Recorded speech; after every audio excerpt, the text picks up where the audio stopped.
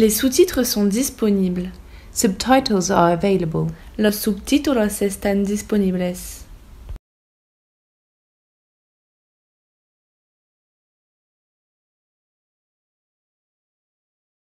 Choisissez votre langue. Choose your language. Elige tu lenguaje. Abonnez-vous pour plus de contenu. Subscribe. Suscríbete. Activez la cloche de notification. Activate the notification bell. Activa la campana. Dans cet épisode, il s'agira de traiter des crédits documentaires ou CREDOC dans le cadre de notre série de vidéos sur les paiements documentaires. Si vous n'avez pas visionné les vidéos précédentes, elles s'afficheront dans la rubrique Informations en haut à droite de votre écran. Olivier Mouradian a plus de 10 ans d'expérience au sein des plus grandes banques sur les crédits documentaires, auxquels viennent s'ajouter 20 ans d'expérience dans les crédits documentaires pour les plus grandes multinationales. Pourriez-vous nous présenter votre entreprise Businexport ? Businexport est une agence qui aide les entreprises dans leurs opérations d'import-export ou dans leurs grands contrats internationaux, sur les aspects administratifs, sur les aspects juridiques et sur les aspects financiers. Nous avons donc la possibilité d'assister les entreprises soit sur des problématiques très pointues, soit les entreprises nous externalisent leurs opérations et nous réalisons leurs opérations d'import-export pour leur compte. Et donc, au lieu d'avoir toute une équipe pour faire ça, ils nous demandent de la réaliser pour leur compte. Voilà, grosso modo, c'est un petit peu ce que l'on fait. Et donc, bien entendu, les crédits documentaires, les remises documentaires, les stand-by letters of credit, c'est un des principaux points sur lesquels nous agissons auprès de nos clients. Pouvez-vous résumer rapidement ce que sont les paiements documentaires ? Oui, nous avons vu dans la première vidéo les remises documentaires. Nous avons vu dans la deuxième vidéo les stand-by letters of credit. Et là, maintenant, nous allons voir les crédits documentaires. Alors, je rappelle qu'en termes de niveau de risque, le plus bas, c'est de travailler sans aucun filet de sécurité, c'est-à-dire de travailler en direct entre un importateur et un exportateur. Le deuxième niveau de risque, où là c'est un tout petit peu moins risqué, c'est de travailler à travers une remise documentaire ou REMDoc ou remise doc, où là on va faire intervenir un banquier en tant qu'intermédiaire neutre et où l'importateur va venir acheter au banquier les documents qui lui permettront de prendre possession de la marchandise. Dans la vidéo sur les stand-by letters of credit, nous avons vu que nous étions dans un risque un peu plus limité, puisque vous aviez un exportateur et un importateur qui travaillaient de manière tout à fait naturelle entre eux, mais il y avait au-dessus d'eux un plafond d'encours sécurisé auprès d'un banquier qui devait payer en cas de demande de l'exportateur s'il n'était pas payé par son importateur. Et donc, j'avais dit que c'était pas non plus la panacée absolue, etc., qu'une stand-by pouvait devenir un crédit documentaire aussi. Donc on appelle ça stand-by, stand-by LC, stand-by même, ou stand-by letter of credit. Donc ça a été inventé par les Américains. Et puis là, on va aborder le crédit documentaire. Pouvez-vous nous expliquer ce qu'est le crédit documentaire et quelle est la différence avec la remise documentaire et la stand-by letter ? Alors, il faut déjà démarrer par la base. Crédit documentaire. Crédit, ça vient de l'italien credito, qui veut dire j'ai foi en toi, je te crois, je te fais confiance, et documentaire, donc des documents. Donc finalement, on va faire confiance à des documents, et c'est sur la base de documents que l'on va réaliser un paiement. C'est la même chose pour la REMDoc, c'est la même chose pour la Stand-by Letter of Credit. Ce sont les documents et non pas la marchandise qui vont déclencher les paiements. Alors, comment ça fonctionne? Vous avez un acheteur qui demande à sa banque d'émettre en faveur de l'exportateur, donc de son fournisseur, un crédit documentaire. Qu'est-ce que dit ce crédit documentaire? Eh bien, il dit que si vous répondez à 3 conditions bien précises, la banque s'engage, vous promet de vous payer. Donc, les 3 conditions, c'est quoi? Eh bien, c'est premièrement que les documents soient conformes. Deuxièmement, c'est que les documents soient compatibles entre eux. Et troisièmement, qu'ils soient présentés dans le délai de temps qui est imparti, donc celui qui est décrit dans le crédit documentaire. Donc vous avez une triple sécurité qui est la conformité des documents, que les documents soient compatibles entre eux et qu'ils soient présentés en temps et en heure comme imposé par le crédit documentaire. À ce moment-là, si vous avez accompli en tant que vendeur ces obligations, ces 3 obligations, eh bien, quoi qu'il arrive, le banquier s'engage à vous payer, vous promet qu'il vous paiera. Mais finalement, est-ce une simple garantie de paiement? Le crédit documentaire, et ça c'est une erreur commune, j'entends beaucoup de directeurs export ou de gens me dire « Ah mais j'ai une garantie de paiement ». Mon Dieu, non, si ça s'appelait, si c'était une garantie de paiement, le crédit documentaire, ça s'appellerait garantie de paiement. Il n'y a pas besoin de créer un nouvel outil qui s'appellerait crédit documentaire. La définition exacte, officielle, du crédit documentaire est la suivante. Un crédit documentaire est une promesse plus ou moins conditionnelle de paiement. Donc, vous comprenez tout de suite la différence entre garantie de paiement et promesse, qui plus est plus ou moins conditionnelle de paiement. Donc, on est dans une promesse qui est conditionnée à un certain nombre de conditions que je vous ai expliquées, les 3 conditions, donc des documents conformes, des documents compatibles entre eux et des documents présentés dans les délais impartis. Donc, si vous remplissez ces 3 conditions, à ce moment-là, vous avez la promesse, et non pas la garantie, la promesse d'être payé par la banque. Alors, on a vu qu'on avait donc un importateur, donc l'acheteur, qui demandait à sa banque d'émettre en faveur de son fournisseur, donc du vendeur, un crédit documentaire. Alors vous allez me dire, oui c'est bien, mais la banque qui me promet de me payer si je remplis toutes les conditions, elle est quand même dans le pays de l'acheteur, donc j'ai un risque sur le pays, j'ai un risque qu'il y ait un non-transfert de capitaux, et puis est-ce que ce banquier il va être vraiment neutre puisque c'est le banquier finalement de l'acheteur. Alors là-dessus, il y a une réponse qui est très très claire. Les banquiers sont neutres. Là-dessus, il faut être très très clair. Et les banquiers ont tout intérêt à ce que les opérations se passent le plus rapidement possible et se passent le mieux possible. Pourquoi? Parce que le banquier va prendre des frais fixes sur l'opération, mais aussi va prendre une commission quand l'opération va être débouclée. Donc ils ont tout intérêt, en tant que banquier, à ce que l'opération se passe le mieux possible et pour vous donner un chiffre, il y a à peu près 80% des crédits documentaires qui sont mal ficelés, mal faits. Les clients ne répondent pas aux conditions requises. Et très souvent, quand je travaillais au service crédit documentaire, je peux vous dire qu'on appelait les clients, on disait « Est-ce que vous m'autorisez à modifier votre document ?» Parce qu'il est plein d'erreurs. « Est-ce que vous m'autorisez à changer ceci ou cela ?» Et on le faisait parfois gracieusement pour le compte des clients, ce qu'on a de moins en moins le temps de faire pour des impératifs de production. Et donc on aidait les exportateurs, parce que sinon ils ne pouvaient pas. 80% sont mal faits.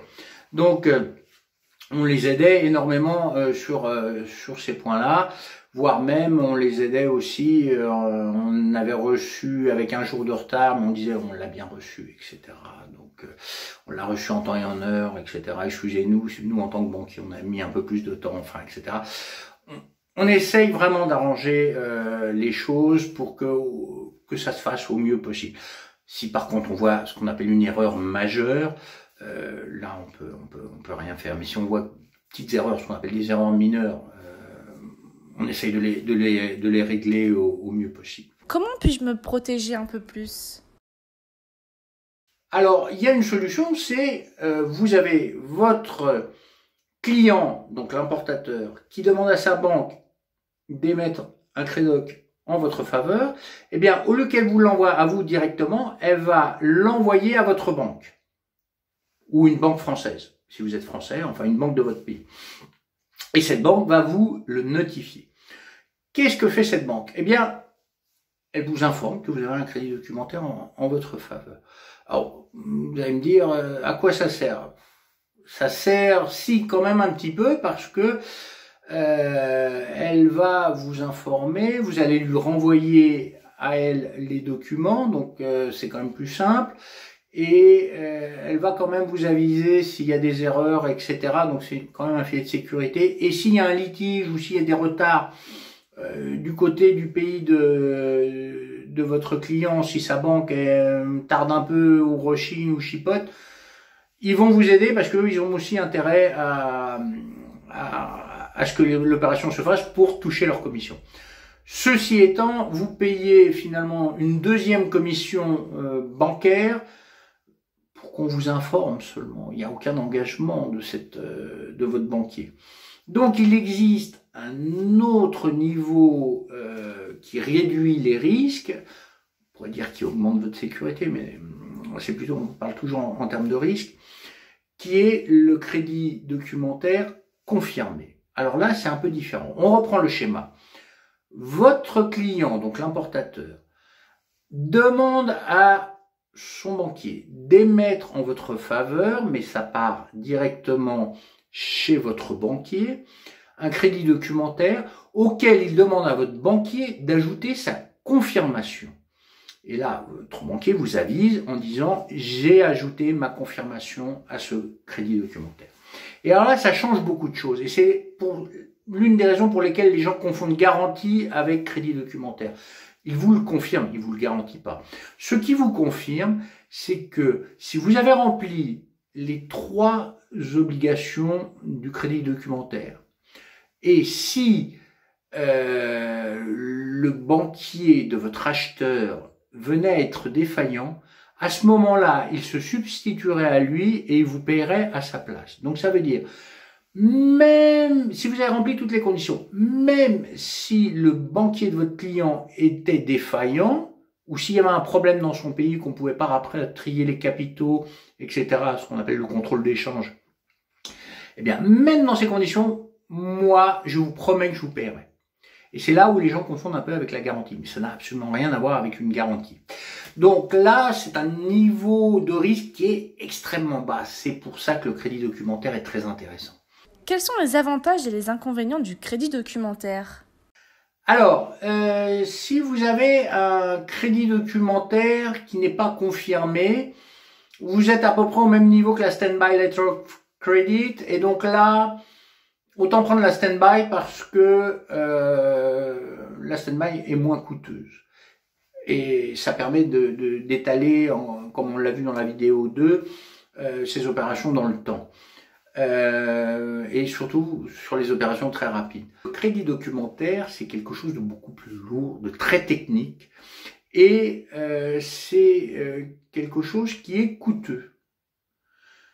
Si vous avez un crédit documentaire confirmé, à ce moment-là, vous avez quand même un niveau de risque qui est extrêmement bas. Dès l'instant où vous avez rempli les conditions, vous avez la promesse du banquier de votre acheteur de vous régler, et s'il n'était pas capable, à ce moment-là, votre propre banquier s'engage à vous payer, quoi qu'il arrive, si, bien entendu, dans le cas où le banquier de votre importateur, de votre acheteur était défaillant. Donc là, on est quand même, alors parlons de niveau de sécurité, encore que, bon, dans un niveau de sécurité bien plus important, mais c'est beaucoup plus cher et c'est beaucoup plus lourd à gérer. Donc c'est pas fait pour des opérations très rapides et surtout c'est pas vraiment fait pour des opérations qui vont durer dans le temps à cause des coûts. Donc quand vous avez par exemple un contrat de 2-3 ans, vous ne pouvez pas faire un crédit documentaire sur 2-3 ans, surtout si c'est sur des grosses sommes, ça va vous coûter très très cher en commission. Oui, mais tout est adaptable. On peut faire des crédits documentaires saucissonnés. Donc, on peut faire un premier crédit documentaire, si vous avez un contrat de 3 ans pour 2 mois, 3 mois, 6 mois, un deuxième crédit documentaire, un troisième, etc. C'est ce qu'on faisait, nous, dans les grands contrats avec Air Liquide ou autres, on construisait des usines un peu partout dans le monde qui valaient plusieurs centaines de millions. Eh bien, on se sillonnait selon les phases et tout était déjà prévu dès le contrat. Y a-t-il des contre-indications ? Oui, alors le crédit documentaire, et ça c'est souvent l'erreur majeure des entreprises, le crédit documentaire est totalement déconnecté de votre contrat. D'ailleurs, tous les paiements documentaires sont déconnectés de votre contrat. Et beaucoup d'entreprises n'arrivent pas à comprendre. Elles nous disent, oui, mais ça dans le contrat, c'était comme ça. Oui, mais dans le crédit documentaire, c'est écrit autre chose. Or, ce qui compte pour le banquier, c'est ce qui est écrit dans le crédit documentaire. Il veut pas s'occuper de votre contrat. Il veut pas s'occuper de la qualité de la marchandise. Donc, le crédit documentaire, c'est vraiment un contrat à part, je dirais. Et donc, les gens nous envoient parfois des documents qui sont pas demandés dans le crédit documentaire. On dit, ça nous intéresse pas. On va les envoyer sans garantie de notre part comme documents additionnels ne faisant pas partie du Crédoc, ok, mais pour le reste, ça nous regarde pas. Donc ça, les entreprises ont du mal. Et moi, je me souviens que ce soit avec Air Liquide ou le groupe Emerson en Angleterre, où on travaillait sur le monde entier. C'était de l'ingénierie, donc construction d'usines, où on travaillait sur, je sais pas, des plateformes pétrolières pour vendre les équipements, etc., ou les centrales nucléaires. Eh bien, on avait d'un côté un contrat technique avec les ingénieurs entre eux qui avaient fait un contrat technique, on avait un contrat commercial qui a été fait, et puis on avait les crédocs, ou les garanties, ou les choses comme ça. Et ce sont des choses qui sont totalement déconnectées les unes des autres. Et donc, une grande partie de mon travail, c'était de réunir tout le monde et leur dire, attention, il faut que tout colle et que tout soit compatible les uns avec les autres. Et c'était un retravail, un travail de réécriture. Y a-t-il d'autres avantages ? Oui, alors l'un des avantages majeurs aussi du crédit documentaire, c'est que comme la banque vous promet qu'elle vous paiera si vous répondez aux 3 conditions, eh bien, la banque peut vous faire des avances sur l'opération. C'est-à-dire que vous allez construire, je ne sais pas, une usine ou une ligne de production et vous avez besoin d'un compte. C'est très très compliqué de demander 50% ou autre. Aujourd'hui, c'est même quasiment impossible de demander ça à vos clients. Donc, qu'est-ce que vous faites? Eh bien, vous allez dire, avancez-moi, faites-moi un préfinancement, avancez-moi l'argent jusqu'à hauteur de 60 ou 80%, c'est ce qui est généralement admis par les banquiers, et ils vont vous les prêter. Pourquoi? Parce qu'ils savent que lui, banquier, il va ensuite devoir vous payer la somme. Donc, il vous fait juste une avance de trésorerie sur lequel il va prendre une commission, bien entendu, c'est normal. Et donc ça, c'est quand même des choses qui sont assez intéressantes. Le deuxième point aussi, c'est comme pour les paiements documentaires, vous pouvez à travers la banque faire du crédit client. C'est-à-dire que vous pouvez dire à votre exportateur, vous voulez me payer à 120 jours, 120 jours c'est dur, hein, à supporter, ça fait 4 mois, plus le temps de fabriquer, ça fait 5-6 mois à attendre. Ok, 120 jours, mais alors par acceptation d'une traite tirée sur ma banque, et donc à ce moment-là, vous escomptez votre traite, vous avez l'argent cash, et en fait vous avez offert 4 mois de crédit à votre client, donc lui il en est très très content, vous pouvez même négocier avec lui comme les taux d'intérêt sont très bons en ce moment, de dire bah, vous prenez à votre charge les intérêts ou la commission de la banque pour escompter la traite. Donc ça c'est aussi un gros intérêt, c'est de pouvoir avoir des souplesses financières énormes, des préfinancements, des financements, de pouvoir justement offrir des solutions de crédit à votre client à travers le crédit documentaire. Et donc, c'est en termes de risque, ce qui est le moins risqué, c'est aussi ce qui est un peu plus cher et un peu plus lourd à gérer. Y a-t-il des choses auxquelles il faut être vigilant? Oui, alors pour terminer, je dirais d'abord, 80% des crédocs contiennent des erreurs, quand c'est pas 90. Deuxièmement, une grande partie des erreurs se situe au niveau du document de transport, mais aussi dans l'incompatibilité des documents entre eux ou dans la non-conformité. Or, et ça c'est aussi une sécurité pour l'acheteur, le banquier va se charger de vérifier la conformité des documents. il se contente pas de vous transmettre les documents, il va vérifier si les documents sont conformes ou s'ils ont l'apparence de conformité. Encore une fois, ils vont pas vérifier si c'est un faux ou un vrai, mais si tout correspond par rapport aux demandes et aux conditions qui sont requises. Donc ça, c'est une première sécurité. Et donc là, les entreprises sont souvent mal armées pour ça. D'abord parce qu'il y a les systèmes informatiques qui mettent des véritables carcans. Or, sur le Credoc, il faut parfois écrire des choses qui rentrent pas dans les systèmes informatiques ou dans les normes informatiques de l'entreprise. Et donc, moi, je vous conseillerais de travailler avec des gens qui maîtrisent totalement. Donc, Buzine Export peut vous aider, c'est notre job. Nous sommes des spécialistes. Encore une fois, moi, j'ai travaillé dans les plus grandes banques au service crédit documentaire et partout dans le monde. Donc, j'ai cette expérience-là, plus de 30 ans d'expérience. Donc, ça aide. Méfiez-vous, encore une fois, j'ai répété ça pour chacun des paiements documentaires, des gens qui vont vous dire « Mais non, prends pas le Credoc, prends la Standby ou prends la REMDoc ou autre. » Non. Le Credoc ou lettre de crédit ou Letters of Credit, hein, on peut l'appeler de différentes manières. C'est un outil qui se choisit en fonction, encore une fois, de vos contraintes, de vos attentes, de votre savoir-faire technique, etc. Donc, encore une fois, ça s'étudie, c'est du sur-mesure. Et un des conseils que je donne, c'est attention, si vous êtes avec le même client, la même opération, etc., ne refaites pas un copier-coller. Il faut repartir à chaque fois d'une page blanche. La moindre chose qui change peut changer, même sur la décision de l'outil à utiliser. On peut changer d'un Credoc à une Standby, etc. Pour la seconde fois parce que un petit point a changé et à un moment donné, il y a des coûts qui ne sont plus supportables. Et alors à ce moment-là, il faut repartir sur un autre outil. Voilà, c'est un peu ma conclusion. Méfiez-vous encore une fois toujours des gens qui vous disent « Bah oui, ou t'as qu'à travailler en Standby, ou t'as qu'à faire ci, ou « Oh non, le Credoc c'est trop cher ». Sinon, pas étudier votre situation pendant 1 heure ou 2 au moins, s'ils n'ont pas pris le temps de vraiment étudier les flux, les devises qui vont être utilisées, les contraintes de financement, de préfinancement, etc., tout ce dont vous avez besoin, on ne peut pas déterminer quel est le bon outil. Donc, ceux qui ont des réponses toutes faites, les fameux Yaka Faucon, fuyez-les. Voilà, ce sera ma conclusion. Buzine Export vous accompagne dans toutes vos opérations de remise documentaire et vous évite tous les risques opérationnels lors de vos opérations import-export. N'hésitez pas à nous contacter pour un premier entretien gratuit et sans engagement.